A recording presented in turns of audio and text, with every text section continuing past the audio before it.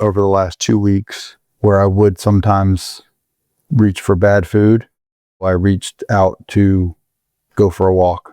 I actually was able to mentally substitute one for the other. And that's something that's never happened before. I don't know how long I could do that for, but like, that's where I'm at right now. Like, I sense the importance of it and I did it. Oh, that's amazing, man. I'm so glad that you mentioned that and that you didn't neglect to share it, because that's an important milestone. You're in a situation where the way you've lived your life replaced a positive with a negative. Like the positive of the great carb meal that's going to make me so happy with a walk that's not going to do anything for me emotionally, right? So having made that choice on your own is rather perplexing. Like, take me through the thought process. Like, was there one? Last week, there was a scheduling conflict and you were unable to meet. And the alternative would have been you getting inside of your truck and trying to find a reliable signal somewhere in the middle of nowhere. And that was not going to happen. I wouldn't tolerate that for a second. So this newfound setup of yours is working great. You have a good connection. We won't be rudely interrupted and with a connection drop. So I'm very happy about that. Last week, so it was 2 weeks. So this is 2 weeks worth of results that we're reviewing. Yep. And the first week was last week. And the week prior to that, you were 323.4. Last week, the number arrived and wasn't 323.4, wasn't 325.4, it wasn't 326.4, it wasn't 327.4. We're getting close, thankfully. It's 327.6. And the fact that there was an increase is not what concerned me. It was that a couple weeks prior, on a couple of occasions, actually, you had said the weight gain is over, scale's no longer going to go up. And then it went up and up and up and up in a 7-day time frame. So I want to get your thoughts on what happened that week. Give us some details as to what that 4.2 pound weight gain was attributable to, and comment about the proclamation you made, which I know at the times that you said here on the show that you were going to no longer gain weight, you meant it. You felt like you meant it. You definitely felt, I mean, the feeling was there. Okay. And in the moment that you said it, truer words have never been spoken. Okay. So I know that for a fact. And then this happened. So try to superimpose that with the week, what happened and what your thoughts were and how you're feeling now about that week. Okay. Yeah. So it is a little bit challenging with the time gap, but I will say that both of these weigh-ins seem a little counterintuitive to me. And like the weight gain seemed unnaturally high in the first week of these two. And this week didn't necessarily feel like I earned what I got in the way of a weight loss, to be perfectly honest. So I'm really a bit confused, to be honest with you. And I don't know that I have a clear picture. You know, like I really can't say that I should have gained 4 pounds in a week, dude. There's no way. There's just no way. So I'm kind of feeling like it's just, and you would know better than I do, but like maybe there's a balancing out still happening from all the going back from the week in the hospital and then the week with you. And then like, I'm thinking that might have something to do with it and it's all kind of shaking itself out. That's my theory, but you can shoot holes on that all you want, but I have not been able to maintain the level of focus in my current environment that I did when I was in your presence for 1 week. I think you've just answered the question. Yeah. That sentence right there, I think, tells us all we need to know. I know that the 2 weeks blend together for you, but obviously, based on what you just said, the diet was not structured the way that it normally was in weeks prior. There was some looseness there. And I assume you were dealing with something unusual during that time, stressful events that made it easier for you to just push the normal focus of the diet aside. Obviously not aside to the point of total destruction, but enough that in 2 weeks from the 323.4 when you were, that was your last day with me, under my tutelage, one-on-one, was 323.4. And then 2 weeks later, you're 325.4. So that's a 2-pound gain from when we were together. It was a 2.2 pound weight loss from the week prior, which was the big weight gain week when you went back home. So these past 2 weeks overall, compared to weeks prior, even weeks when you've been home, have been different.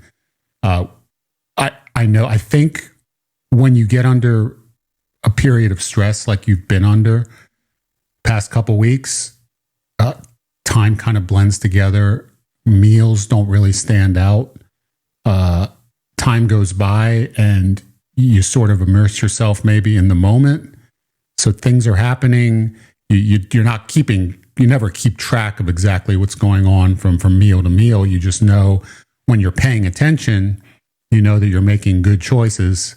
When you're not paying attention, you know it's very easy to make bad choices because whatever happens to be occurring in your life externally becomes a lot easier to tolerate when you can go and drown that out by loosening up the diet and not really paying attention to what's happening nearly as closely as you normally would. So would you say that has been happening the past couple of weeks? It's been kind of a looser, not a totally out of control, obviously, because otherwise the weight would just be, you'd be in the 330s already.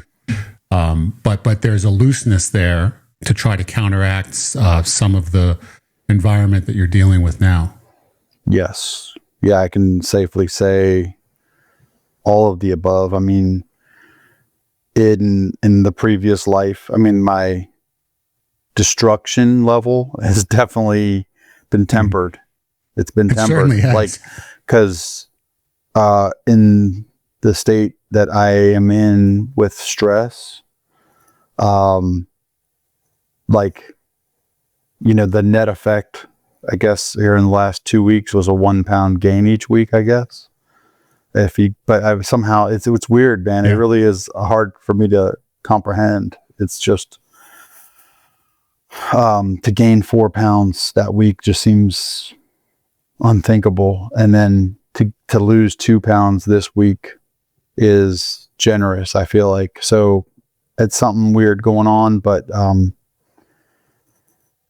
you know, like there's a level of focus that is still there, even in the midst of the challenges that hasn't ever been. There's a consciousness, you know what I'm saying? Like, even when I'm screwing around or loosening up, there's still a much higher level of consciousness than there has been for my entire life.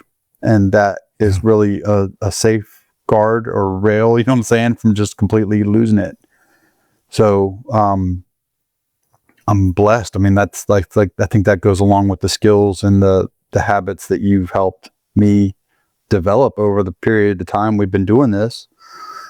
So it's like it may not be as strong as I had predicted a couple weeks ago, because, you know, I really felt in my heart of hearts that I would never have a weight gain again. And obviously I'm not invincible.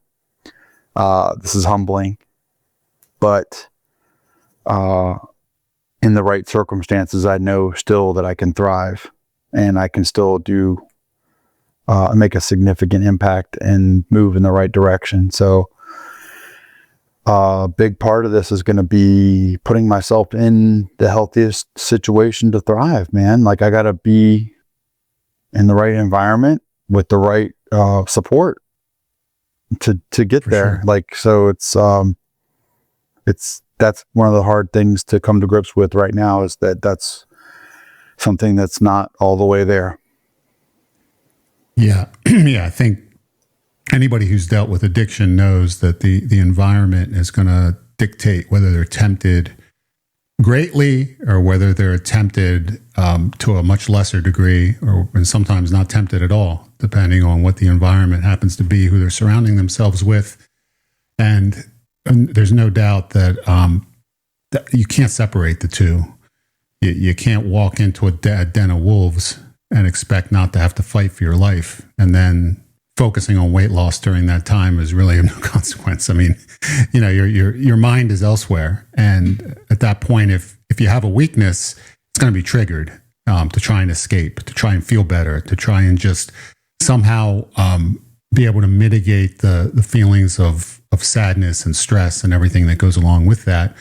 And turning to the food the way you always have has been the number one comfort zone anytime situations like that transpire. So that's always going to be a lifelong reality for you. I mean, it's never going to go away because food never goes away. It's not like you lose weight and then suddenly, as you're losing weight and learning new habits, suddenly if you find yourself in a situation that makes you feel a certain way, a certain, you know, a heavy negativity, that you're not going to automatically feel compelled to try and balance that out with something that's worked your entire life.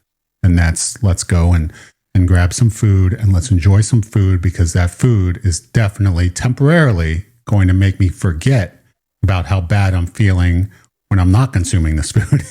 So ultimately, yes, the solution to it is going to be to try and fix the environment so that way you have something that is not triggering you in such a way.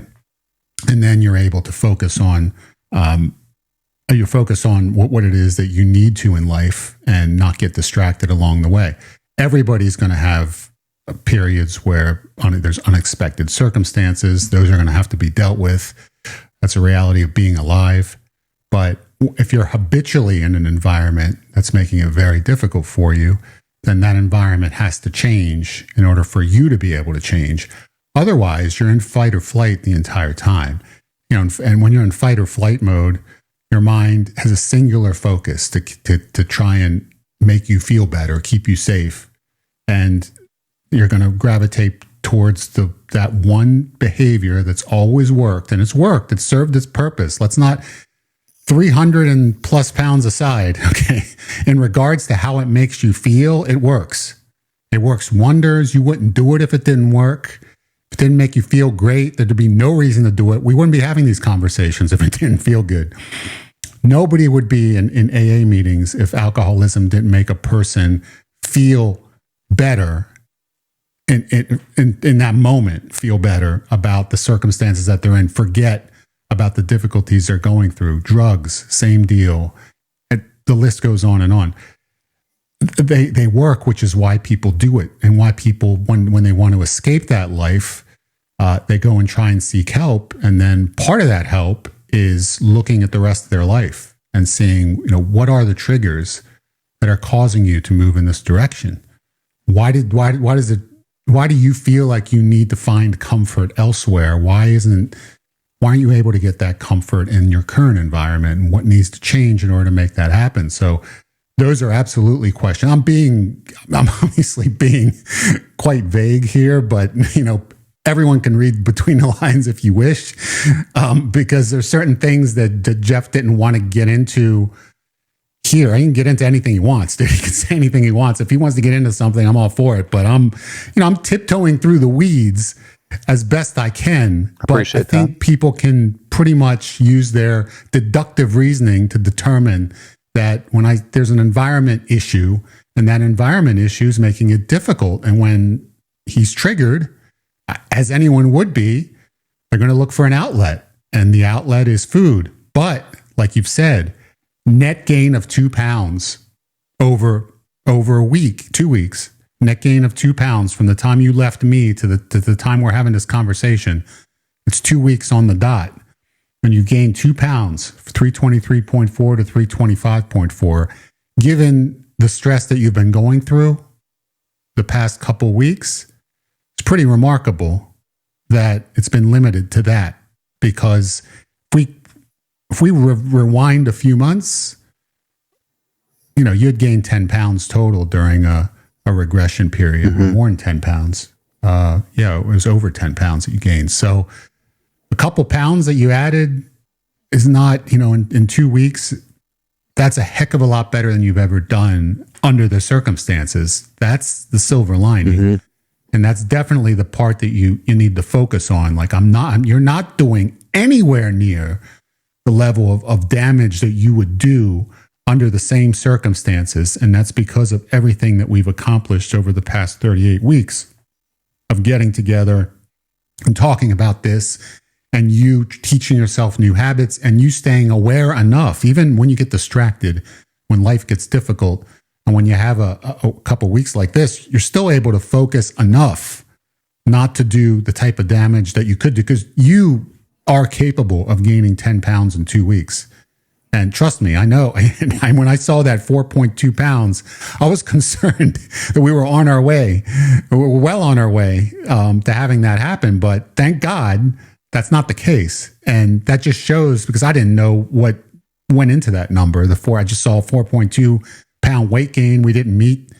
It wasn't feeling great looking at the number and the fact that we hadn't talked. But I'm feeling a lot better now that you've described what's happening, and now that I see the number this week, and the 2 weeks is only a couple pounds, that's perfectly fine.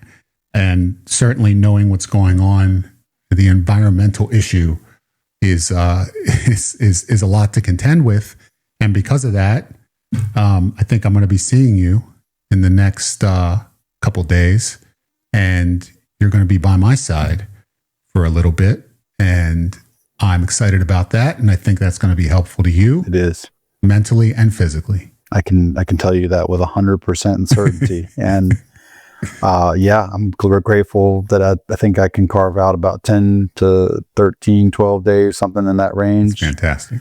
And with your support and unconditional love, I know that I will thrive in that environment. I've shown it the last few times. When there's any level of focus and intentionality with what I'm doing, combined with that level of support, I fully expect to return to where I'm sitting right now, under 320 pounds for the first time in a decade or so. And hopefully just start another wave of momentum like we had going that will just be invincible or close to it. I think this has woke me up to the fact that it, like you say, it's never going to be completely put to bed. There's going to be a fight on some level with this for the rest of my life. And that's something that I didn't want to come to grips with, but it's just, it is a fact. It looks like it's a fact. So that's part of what I have to get through. And, but it doesn't mean I lose either. No. So, it's another hurdle, but all these hurdles are making me stronger, literally. And I'm just so grateful I have you by my side to get me through all this, dude. Like, these talks every week is priceless. Well, as long as you don't give up, you can't lose. It's true. Literally the only way that you could ever lose is by saying I'm done. That's a fact. And you're not done. Nope. You're never going to be done, right? Nope. I'm fighting harder now than ever. This is what it's all about. It's anybody who's trying to overcome anything. I don't care what it is. It's going to be a day to day.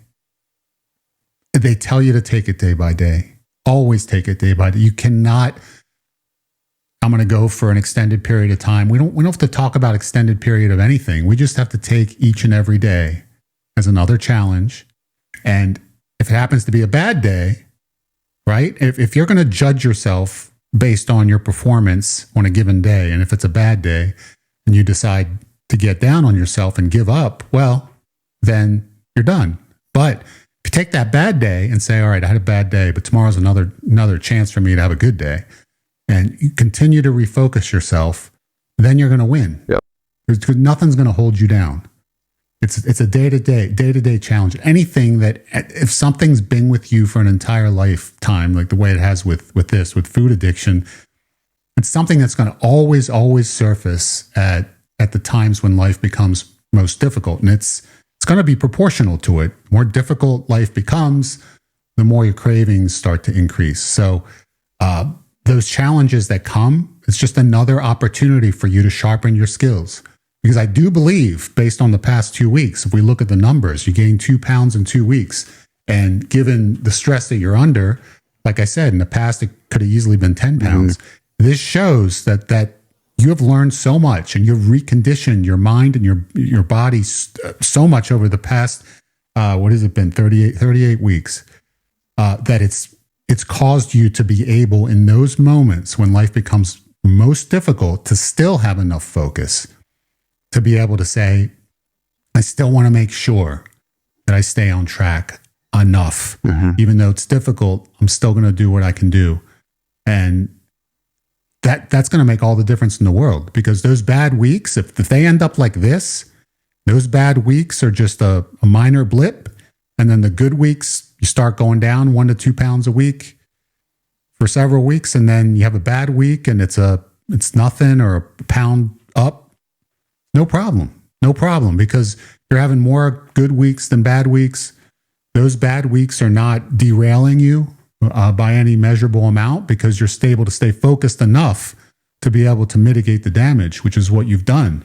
And I think that's a learning experience too, because if everything were smooth over the past 38 weeks, if this was just no stress, easy life, able to do this, focus on this 100%, mostly good weeks, no challenges. What happens when you get hit with something you don't expect? Then suddenly, who knows what happens, because you haven't been challenged. You haven't had to exercise those muscles yet. But now you put yourself in a situation where you've had several struggles during the past 38 weeks that you've had to contend with. It makes you stronger. You're stronger than you were 3 months ago when you encountered a similar type of situation that set you back. And caused you to gain over a few weeks, 10, 12 pounds. Now you're able to focus a lot better than you were back then. And that's only 3 months ago. Compare yourself to the very beginning of this whole project, 9.5 months ago. I mean, you're a new person, completely new man, because the habits that you had before would have caused you to regress long term. You would have gone into gaining 5 pounds a week over the next 6 weeks, and you'd be up 30 pounds in 6 weeks. No problem. You're capable of that. And you're hopefully not capable of that anymore. You were capable of that before, 100%. That's something that you have done over and over and over again. So people need to understand where you come from and where you're at now, and how much of a gap there is between the two. That in itself is very encouraging, and helping you help me process that and just take it in is important to me. But you're right. I mean, I do feel the difference, and the resilience building up, and the skills that I need to maintain and overcome. And it's better. It's better than it was 3 months ago. And it's 100 times better than it was the beginning of all this. All of it's serving a purpose. It really is. And, I mean, like I've actually, I did notice this week, like 2 things about the difference this week. I kicked into gear a little bit differently. I was less apt to load up on heavy carb foods. Like, I might have eaten carbs more frequently, but I didn't reach for pure junk like I normally did all the time. You know what I mean? Like, there'd be maybe a couple things, but nothing where I just had designated carb meals, just complete junk. So that helps me maybe, I guess, get away with a little bit more, or feel like I'm getting away with more this week. And then another thing is, I actually intentionally over the last 2 weeks and increasingly this week, I focused on refocused my stress and channeled where I would sometimes reach for bad food And given time in my schedule, I reached out to go for a walk. Literally, I actually was able to mentally substitute one for the other. And that's something that's never happened before. So, I know that's not going to make you laugh, but like, that's like, I don't know how long I could do that for, but like, that's where I'm at right now. Like I sense the importance of it, and I did it. I did it. That's amazing, man. That what you just said. I'm so glad that you mentioned that and that you didn't neglect to share it, because that's an important milestone. You know, you're in a situation where you replace something that would be considered in your life, the way you've lived your life, replaced a positive with a negative. Like the positive of the great carb meal that's going to make me so happy, with a walk that's not going to do anything for me emotionally, right? Because you compare the two. And I heard somebody say, and this is a fact, like, how could somebody get excited about a walk? Like, how is it possible? Well, the reason people get excited about a walk is their dopamine isn't maxed out on other things. In other words, the dopamine that makes them feel good about accomplishing certain things, if it's wasted on eating junk food or on gambling or whatever, I mean, whatever it is that happens to be the activity, the dopaminergic activity that a person happens to strive for in order to get easy dopamine, if it's not wasted in that capacity, it's still there and it needs to be used in other areas. It can be used for constructive things like a walk, and it can actually feel good. You can feel the sense of accomplishment in the walk. And the dopamine is used for that instead of being wasted on things like easy pleasure, which would be like if you consume a high carb meal or just something like a dessert, that's going to make you feel really good, but it's going to release a lot of dopamine, and you only have a certain amount of dopamine to release in a day. When you're done, you know, and then you got to start over the next day. Like it gets replenished overnight. Like you start out with a certain amount. You don't have an unlimited amount available to you in a day, which is why it's important to use it wisely. So if you end up wasting it in that way, then you don't have it for activities that are actually constructive. So what you did is you decided, without even being aware of it, I pushed that aside. I was going to waste my motivation on that. And what's it going to do? It's going to make me feel good for a very short period of time, release a lot of dopamine, and it's going to make me fatter. Okay, well, I don't really like the consequence of that. So maybe instead, what I'm going to do something totally the opposite. I'm not going to waste my dopamine. I'm going to focus in on something that's constructive. I'm going to take a walk, which is good for my health and my body and the way that I look, and ultimately the way that I feel. So having made that choice on your own is rather perplexing. Like, how did you get to that? But like, take me through the thought process. Like, was there one, or did you just envision me standing there and like, well, no, nothing. What did you do? I don't understand how you. That one. Yeah, but I mean, I'll give you this much credit. I mean, all these reflections every week, this does play a role. I mean, like, it's every week we're getting more and more into that subconscious, and my threshold for, you know, going in one direction or the other, you know, has tightened up, and I'm less accepting of going the wrong way, you know, and so I mean, that's a good thing. It's a real good thing. And,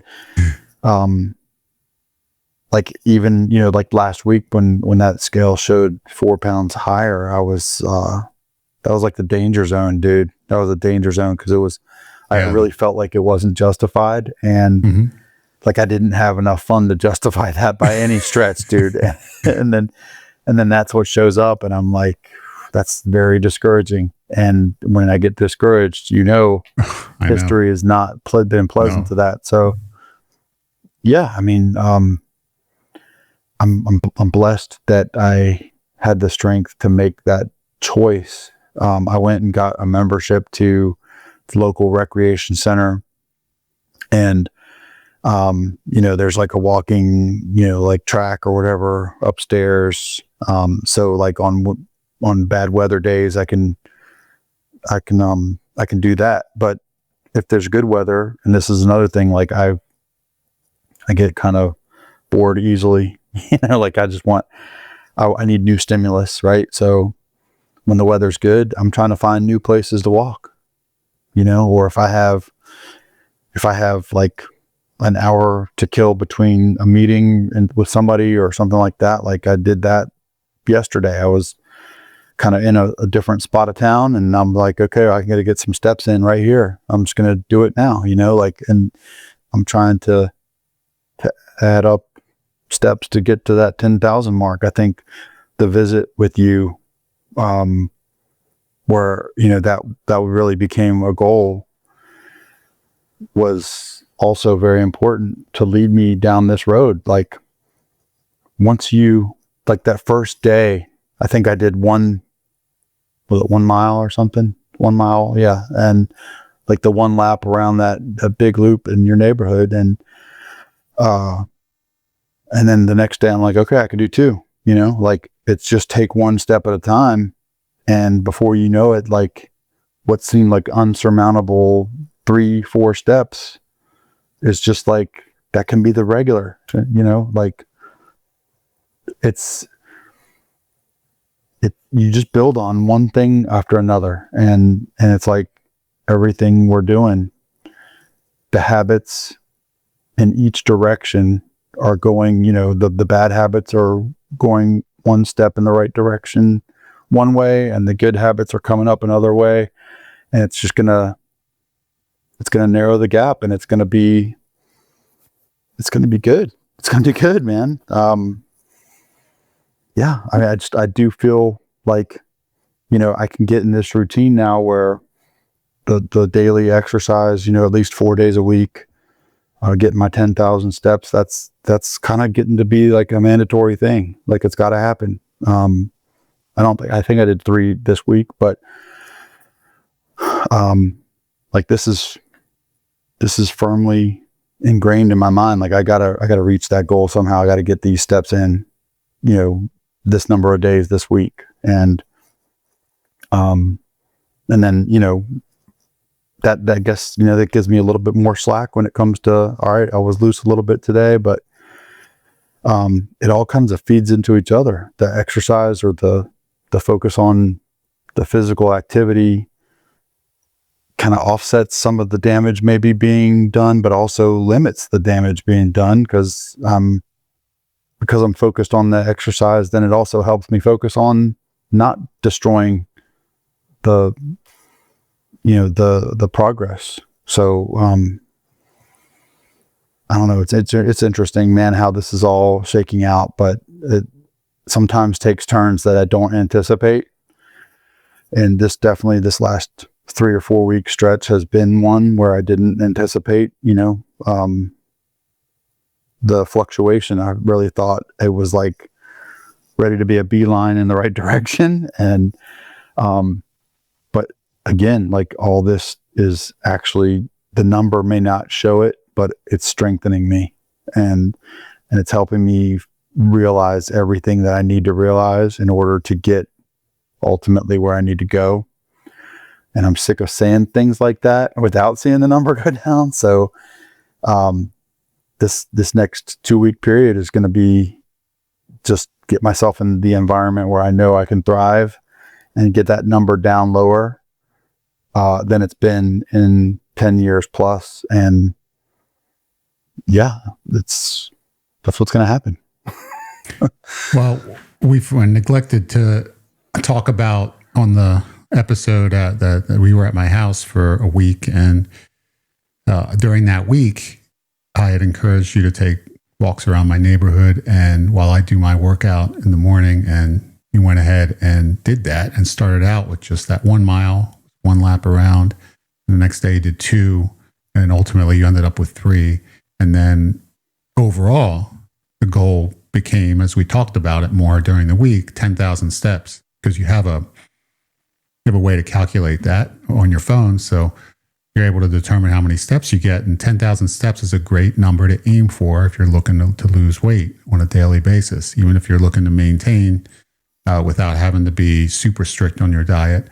It's 10,000 steps is a good overall figure, and it's accumulating all the steps throughout the day, no matter what you're doing.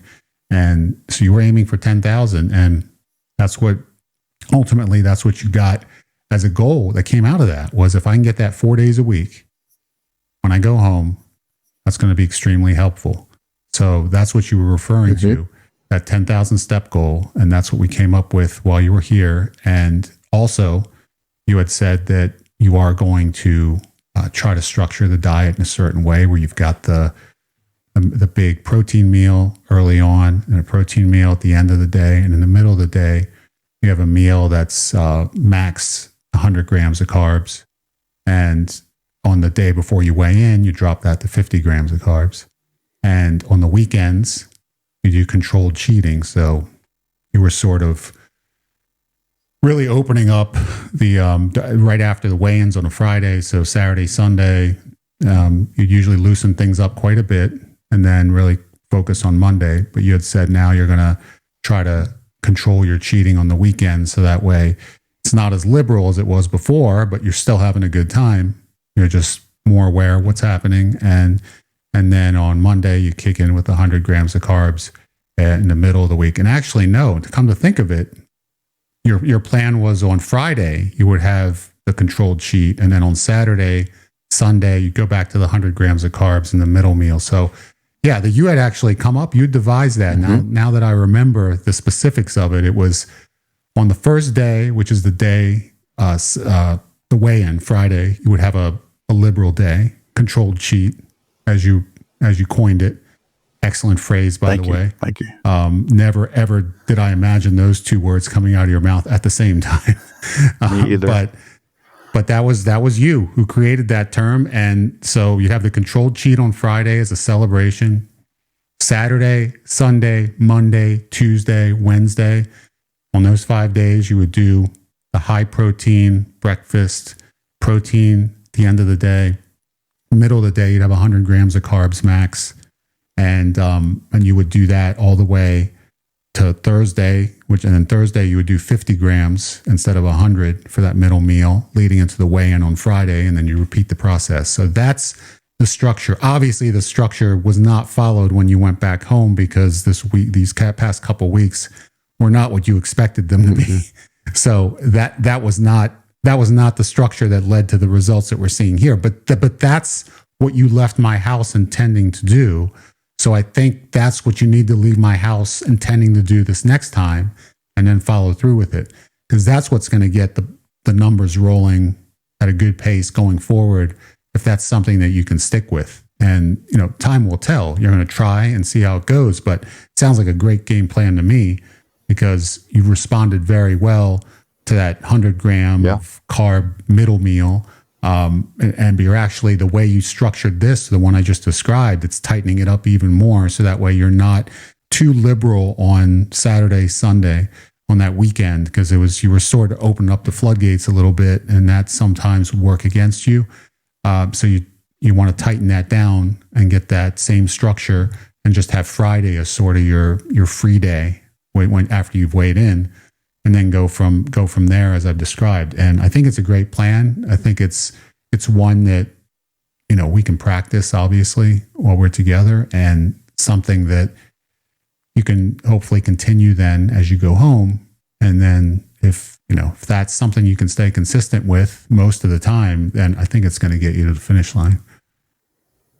I left your place that week with 100% confidence that was the plan I was going to be on and stick with, and that it was going to work very effectively, and excited about the challenge. And I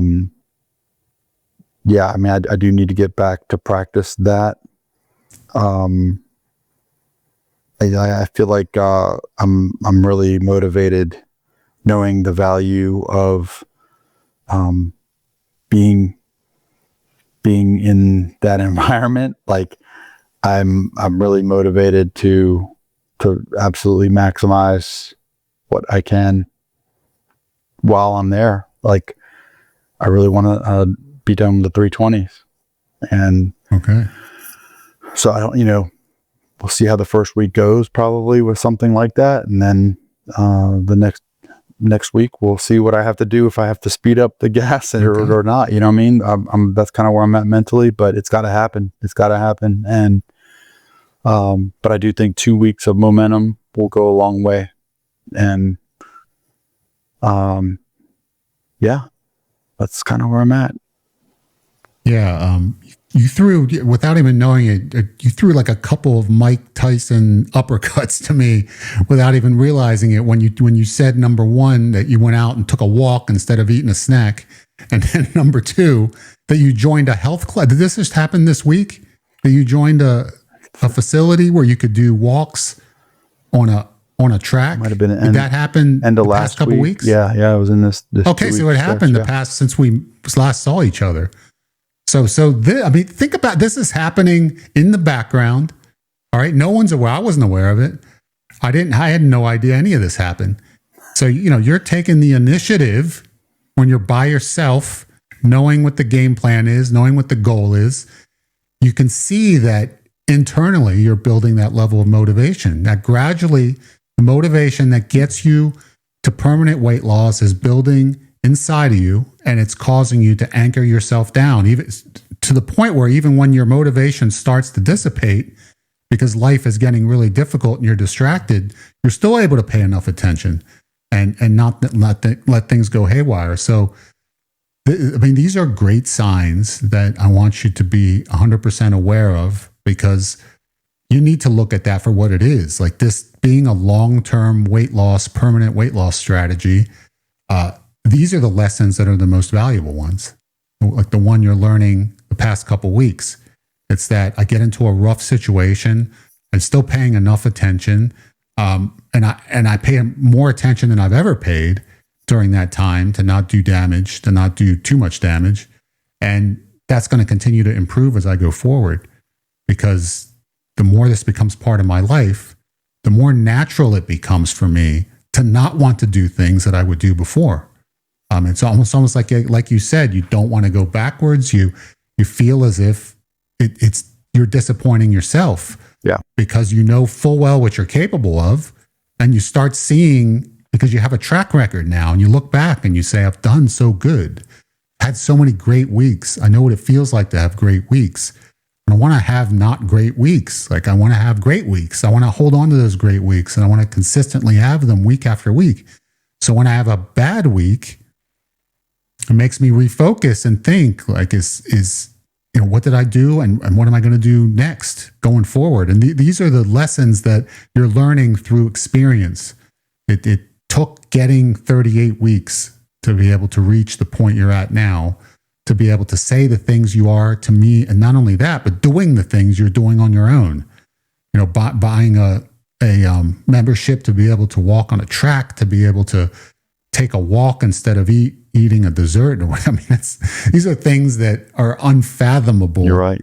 To anyone that has known you for as long as I have. So these are all great, great signs of progress that I want you to hold on to and build on, just like you have been for the past 9 months. It's going to continue. I'm well aware of the fact, but I just want you to know that I see them for what they are. And I want you to see them for what they are as well. And it's part of the growth process. That really helps. That does help a lot, dude. And yeah, I mean, I know that's out of body for me to go make it a membership to do anything like that. And all it is just taking a walk or getting a membership. You know what I mean? Like, it's not even like I'm pumping iron or anything, but it's definitely foreign for me to actually put that level of energy or effort into something. And then you're replacing a junk food meal. It's just been one small step here and there, on each end. I'm like, that really, the first one that really jumped out at me, again, I keep going back to it, was cutting out the impulsive stops at the drive-throughs, Mm-hmm. That was the first one that I really feel like I remember noticing. But every little step. I mean, the taking the walk, right? Like taking the one walk that was a mile. Like that first day, it felt like, man, that would be a heck of an accomplishment if I get that 1 mile done. Well, that wasn't so bad. After at the end of the walk, I'm like, all right, tomorrow I can do two of those, and then so just one thing builds on another, and it's not as daunting the next time, to push yourself a little bit further. And if you could just get started in the right direction and have the will to just increase it as you're ready to do it, that's my advice to anybody. That's where my will is getting stronger. I thought I was strong-willed to begin with, but it's really never been applied to this, and now it is. So I'm grateful. If I didn't have support like I have from you, don't know how this happens. I need it. So I appreciate you got it, man. You have it consistently. You have it weekly. You have it daily if you need it. I'm going to be here for you throughout the entire process and beyond. And it's my pleasure that you've decided to embark on this with me, because, I think that, just like you said, you need to have that support mechanism in place. You need to feel loved. You need to have somebody invest themselves in what it is that you're trying to achieve. So that way you're not doing it alone. And I mean, that's the missing component for so many people. And it's the reason why they feel stuck. They really don't have someone in their corner that's with them every step of the way. But you got that, and we're going to get to the finish line together, and then you're going to maintain that going forward. And it's an incredible achievement what you've done up to this point, and it's going to continue. And I know full well your commitment is the reason why this is happening. You showing up no matter what. And I love the fact that you're here, and that you speak honestly about what happened during the week, and you have the humility to be able to put yourself on video talking about, weeks that aren't so great, because there are some not so great weeks during the past 9.5 months, and you're still here talking about it. You're not running from it. You're not hiding from it. You're talking about the reality of it, so that way you can do better. And you have done better. You've consistently done better.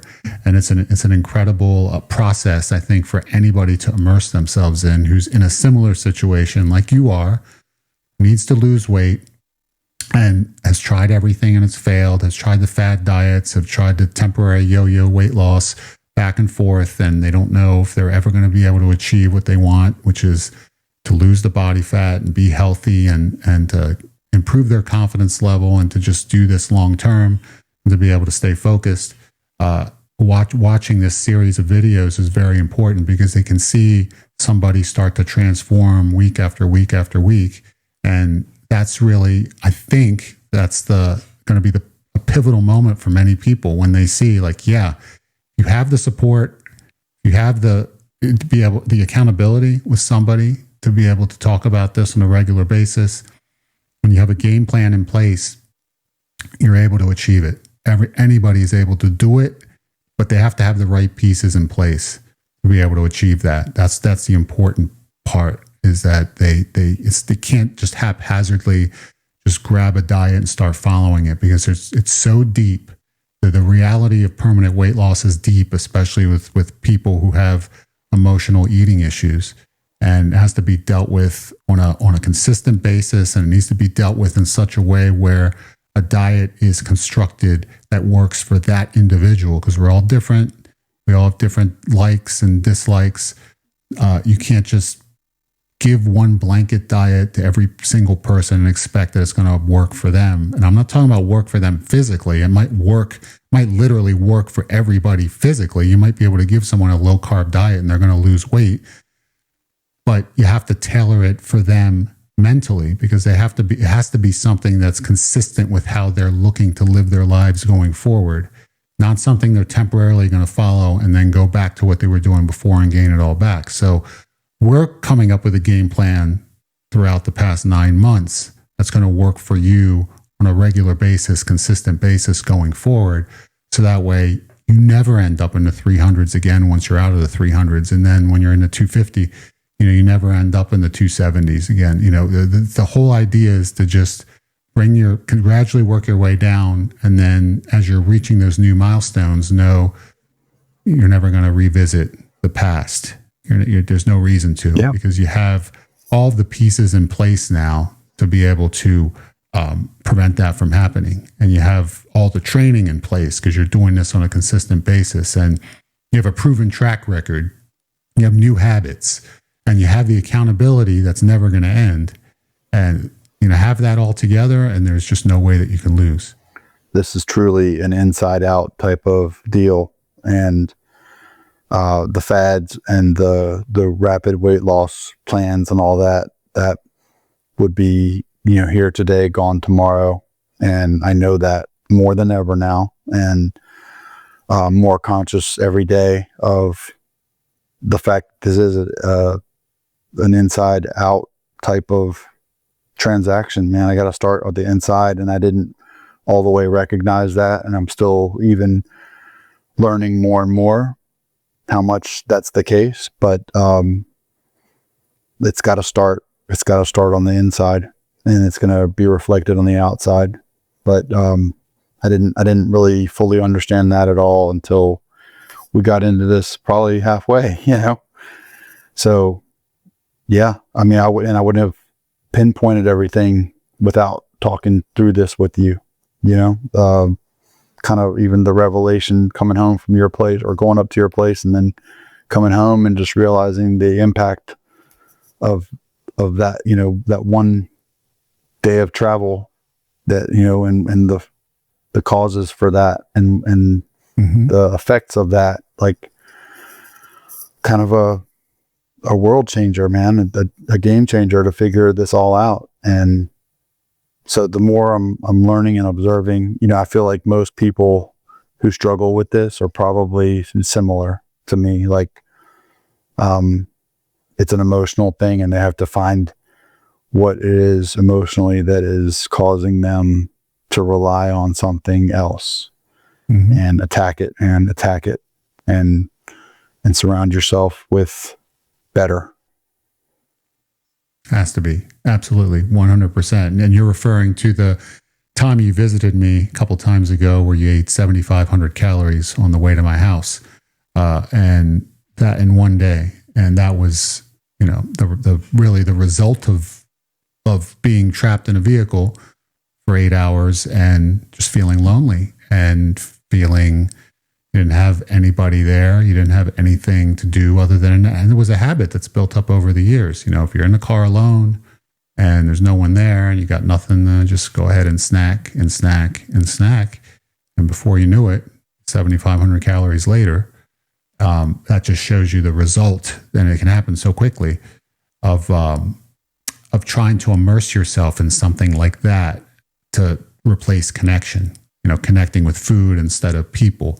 And ultimately, you understand that now. So that way you're addressing those issues and attempting to resolve that, because that's going to ultimately be what's going to allow you to gain a true grip over this particular addiction, is just having those strong connection, the strong personal connection like we share, and having that on a regular basis going forward. Because, with that, you're able to feel as if you're whole again. And that can motivate you to do a lot of things that you would otherwise not be motivated to do. And it can certainly, if it's the opposite and you're not having that, and that's missing from your life, it can certainly motivate you to try and find something to fill that void. And that's when things really start to get ugly. And that's a situation you've been in many times. So just being able to uncover that and being aware of it is half of the healing process. Because if you're not aware of it, you don't know where it's coming from. You just think, hey, this is what I love to do. I get, I enjoy it, and I'm going to keep doing it. And there's a lot of people that are living that type of lifestyle, and they've convinced themselves that this is just how they are, and they're going to continue to do it, and no one's going to stop them from doing it. And they don't understand that there's an underlying motivation that's leading them down that path, and that there is a resolution to it.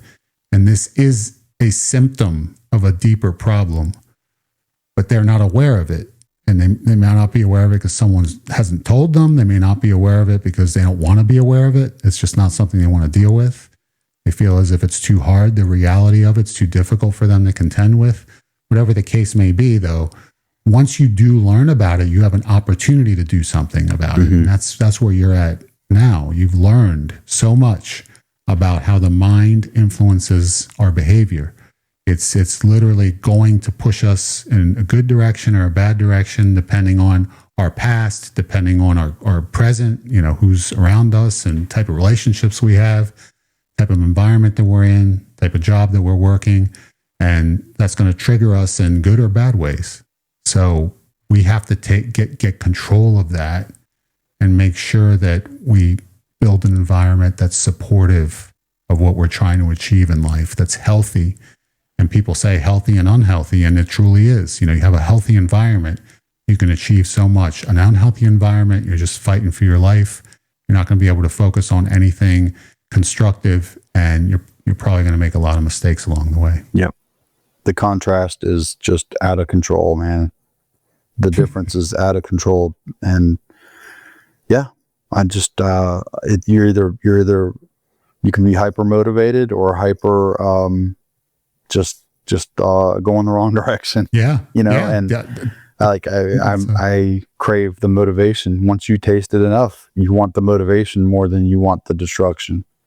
And for sure, when you're mindless about it, where I was for years and years and years, you're just in a routine of, this is what works. This is what does it for me right now. And I don't know why, but that's just that's what makes me happy right now. So you're not even thinking about it. So no, because it works. Yeah. When something works and it's, if you have a need and your need is, I need to somehow shift my mood. Like that's the goal. The mood is not good. Need something to be able to reverse that. And you find something that works. And it's usually the first thing you find that really works well. Depends on what you discovered first. Thank God you didn't discover drugs or something, because a lot of people do. Yeah. A lot of people, their first experience was something that gives them a real, like, super high, when they've experienced a lot of the opposite in life is a drug, or it's alcohol, or it's something that's really super destructive. And that's the first thing they can remember going back early in life. That's the first thing they encountered, and that's what they stick with. It's usually the mind just latches onto that. Like I need that. Like, if that's what I'm going to go to anytime I feel like this, because it worked. Yeah. Then your mind pushes you back to it over and over again. You happen to discover food at an early age, and that was your substitute for connection. So going to get that food every time. Your mind is going to bring you back to that. I can always feel better by doing this. I can forget about it. It's not a conscious thought process. It's not like you're thinking it through. It's subconsciously, your subconscious mind just pushes you in that direction. Mindlessly. You're not thinking. Consciously, you're not thinking anything other than you're just making sure that you don't trip over something on the way to the refrigerator. That's it. Like, the rest of it is just automatic. It's like, I'm going really to, is. And you're not thinking, you don't want the conscious mind to interfere with something that's going to make you feel good. So it's like, your subconscious mind does everything it possibly can. It's a fight or flight response. If you're being chased by a grizzly bear, okay, you're not going to stop and think it through. You're going to just run like hell, right? To try and save your life. And you're not thinking about anything other than getting away. Same deal here. Your mind is pushing you to that refrigerator because it's in fight or flight mode. It needs something right now to resolve, because the emotions are so strongly negative. Something to resolve that, and it worked. It knows what works, so it's going to send you in that direction. And you literally in that moment in time, you're not thinking about anything. You're just going through the motions. Yeah. And there are two ways of addressing that. One, of course, changing the environment. I mean, that's first and foremost. Two, when you're stuck in the environment and you can't change it, the only way to mitigate that is to try to create some space between the stimulus to go, which is unconscious, and the actually going part, where you leave and get whatever it is that you're being tempted to get in order to be able to change your mood. So if you're tempted to go and order something, or go to a drive-through, or go to a convenience store and buy a candy bar, it's that time in between the time that you're tempted to do it and the time that you do it. It's creating space so that way you can have some thought that goes into it and decide if that's something you're going to do or not. And then if you can create enough space, you're able to catch yourself and be able to change direction before it happens. You can think through, what are the consequences of doing this? Like, I know it's exciting right now, but it's not going to last long. And is it really going to fulfill me after I'm done? No, I'm going to be right back in the same situation I was in before I had it. Yet I'm going to have all these extra calories in my body. Do I want to do it or not? That's tough to do in the moment. But it's a skill that's learned over time. You get better at it. You never become perfect, but you can get really good to the point where you're able to stop yourself and be able to judge before you act. But ultimately changing the environment and improving the environment, that's going to be the long-term solution, because anytime you're surrounded by negativity, it ends up dragging you down. And when you're in a negative mindset, you're constantly battling the temptation then, because your mind is trying to push you down that path over and over again. It's like, well, it didn't work the first time, I'll try it again and again and again and again. Because why not? Like, it knows full well that it's going to make you feel better. So why not keep trying to push you down that path? Like, it works. It works. Go do it now. Okay. When you're not going to do it now, do it later. But it's going to keep trying and trying. But if the environment's negative, that's what you're going to have to contend with over and over again. You change the environment, and then you're not faced with that repetitive desire to have to try and connect with something that's artificial, like food. Yeah,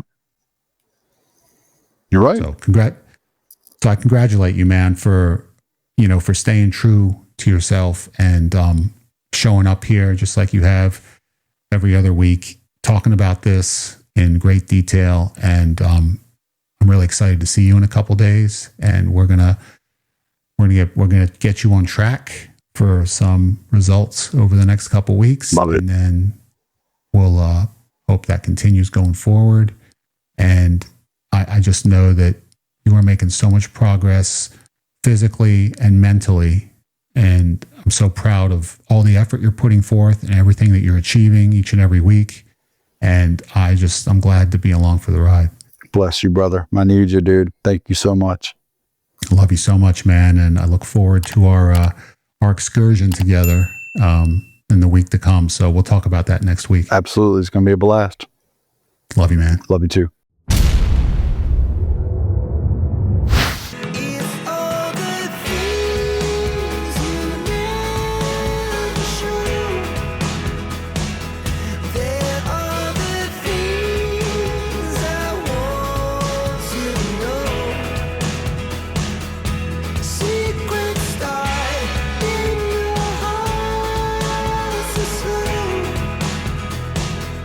But if you